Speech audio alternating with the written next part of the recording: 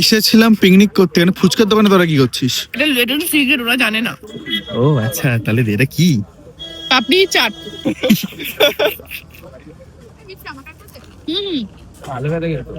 আমার পনিরটা খেয়ে নিয়েছি। আরে ওর জন্য ও এখন খেয়ে এলো। হাই, মেরা নাম পৃথ্বীশ, নাম তো শোনাই হোগা। তো এটা বলার ছিল যে আজকে হচ্ছে এসছি পিকনিক টাইপের, যাই না কি হচ্ছে একটা পিকনিক, ছোট হুচুকে একটা পিকনিক হচ্ছে, যাই না। ওটা হচ্ছে মিশুদের পাড়াতে এসছি। এখানে হচ্ছে আমাকে হঠাৎ সুব্রত মিষ্টুরা ফোন করে বললো বিকেল বেলাতেই চলে, এরকম কিছু একটা প্ল্যান করছি, বারবিকিউ করবো, তারপর রাতে কিছু একটা হবে। তো এখন এসে দেখি বারবিকিউ ক্যান্সেল হয়ে গেছে, স্ন্যাক্সও নেই। বাজে বাজে পুরো।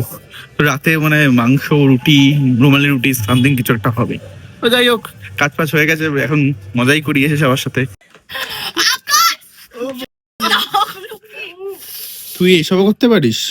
জম্বর যদি না বলি দেখ তুই তুই সব জায়গায় মারপিটই করিস ভাই। এসব পারে নাকি? আমাকে মারলো, আমার হাতে লেগে। ও চোখে যান কাঁদে।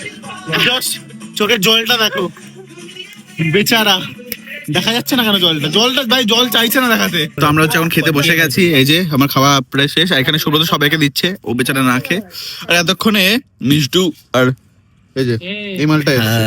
তুমি বাড়ি নিয়ে যাবো না? দেখ খাচ্ছি, আমি খাচ্ছি। ওকে দিয়ে দে আকাশ। আমারটা দে। বাকি সবাই বসে বললে কে দেবে? এই ছিল ছোট্ট পিকনিক, ছোট্ট ব্লগের জন্য।